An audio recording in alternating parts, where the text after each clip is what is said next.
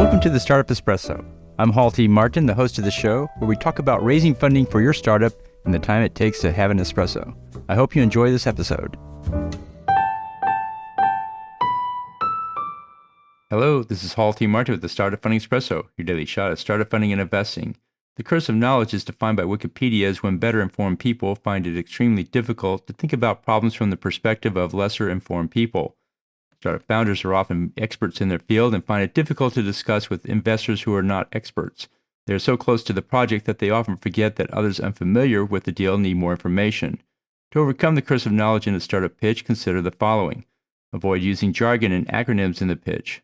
Assume your audience is not familiar with your sector or technology and state key points to clarify. For example, don't assume the investor knows what your startup does. Instead, state what your business does in 5 words or less. Don't assume they understand your market and how it works. Instead, outline the market structure and the key dynamics. Don't assume they understand the importance of your metrics. Instead, show how your metrics compare to others in your industry. It's often the case that the investor fails to grasp the pitch because there are too many key points missing from the presentation. Thank you for joining us for the Startup Funding Espresso, where we help startups and investors connect for funding. Let's go start us into today.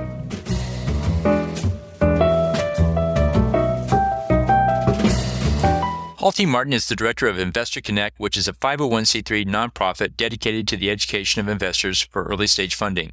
All opinions expressed by Hall and podcast guests are solely their own opinions and do not reflect the opinion of Investor Connect.